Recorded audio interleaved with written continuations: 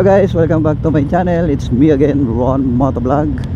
Muli na naman tayo nagbabalik. So mga ilang buwan rin tayong hindi nakapag-upload ng mga vlogs natin. Na busy tayo ng mga ilang araw, ilang buwan. Hindi tayo nakapag-upload ng mga videos or mga vlogs natin. So ngayon na naman ay bumabalik na naman tayo, no.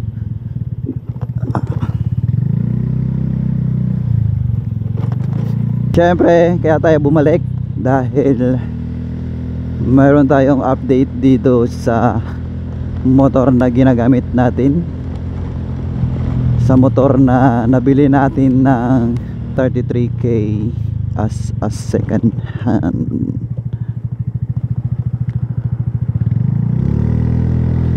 So by the way guys, kumusta na kayo? Sana lagi kayong okay sa lahat ng mga oras, sa lahat ng mga magagandang panahon. So ang vlog natin for today guys ay itong update natin kay MIUI 125 na nabili natin ng second hand. So kumusta na siya? Nasira ba? May problema ba? No? So sasagatin natin yan. So ito yung update kay MIUI 125. So ayun guys, ito na nga pala yung binili natin na second hand na motor, itong MIUI 125. Ito yung update ko sa inyo na after 5 months ko na ginagamit. So ito na siya ngayon guys. Ayan guys, yan yung nabili natin na motor as a second hand. So may mga nabago lang ako dito. Itong kanyang front fender, ayan guys, nabili ko to siya sa online. Meron siyang konting gas dahil yung gumamit nito ay nasimplang siya, no? So mura lang ang pagkabili ko nito sa online. So okay naman siya, may pagka flexible naman din at matibay. Tapos guys, ang pangalawang napalitan ko ay itong kanyang headlight ASI dahil nabasag ito, nasagi sa isang sasakyan at nabasag ito guys. So at isa pa sa napalitan ko guys ay itong kanyang rear shock suspension. Ito siya guys, no, goods na goods pa rin. So may video tayo nito sa pag-install, no, may video tayo nitong rear shock suspension ni MIUI 125. So goods na goods pa rin siya. 5 buwan din siyang nagamit dito sa MIUI 125. Goods pa rin yung performance ng rear shock niya guys. So guys, itong kanyang rear fender, ito guys, kaya ko to pinalitan ng bago, pero actually second hand din itong kanyang rear fender dahil dito sa ilalim niya ay may butas. Siguro kaya nabutasan sa ilalim dahilan nung dating may-ari nito ay pinalowered niya yung motor, kaya siguro nabutas dun sa ilalim dahil sa gulong natatamaan yung rear fender ng MIUI 125. At dito naman sa kanyang harapan guys, itong manobela niya ay ganun pa rin, wala pa rin tayong naibago dito. Yun pa rin yung side mirror niya, yun pa rin ang nakalagay na pagkabili natin sa kanya guys. At dito rin sa kanyang upuan, yun pa rin guys, hindi pa natin napapalitan, no. So papalitan na natin ito dahil marami na siyang mga damage. Ayan guys, pinagkukot-kutan ng mga pusa. Ayan. So hindi pa natin napa-refresh yung mga pintura niya. May plano naman tayo dito na i-refresh natin to siya sa kulay, pero ganun pa rin na kulay niya, puti at saka candy pink ang kulay niya. Ayan guys.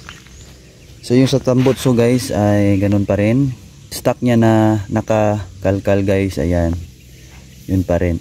So may ginawa ako dito guys sa ilalim, itong DIY ko na pangharang ng mga putik, tubig, para hindi matamaan yung ating throttle body, no.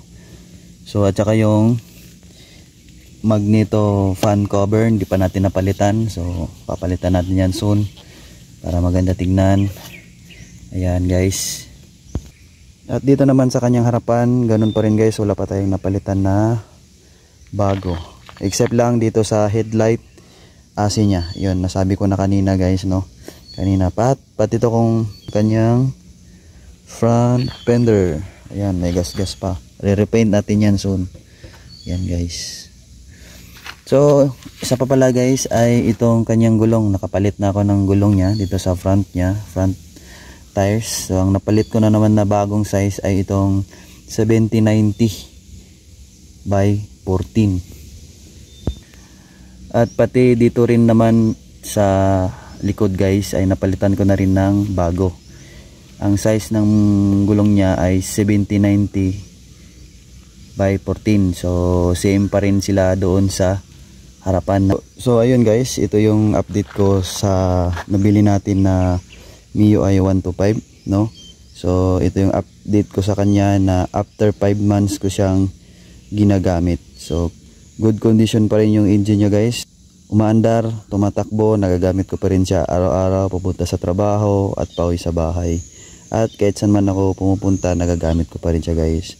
Goods na goods pa rin yung second hand na nabili natin as 33K.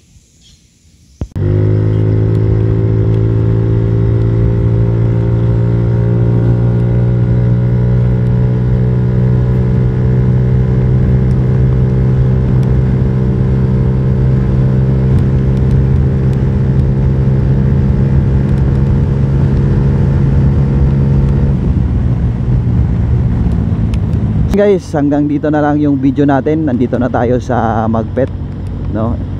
Isang maikli lamang na pagbablog ito guys, no? So ayun guys, salamat nga pala sa lahat ng nanonood ng aking mga vlog. Kahit hindi pa masyado goods, pero okay lang. Ganyan talaga sa simula. Habang tumatagal, natututo tayo, di ba? Marami namang nagko-comment sa atin na mga about sa ating pag-vlogs, pero isa 'yon sa mga dapat natin isipin na, at isa rin 'yon na kailangan nating tutunan to be maging improve yung ating pag-vlog, no? So ayun guys, hanggang dito na lang yung video natin. Hanggang sa susunod muli. Good vibe, good riders, Ron Motovlog. Ride safe.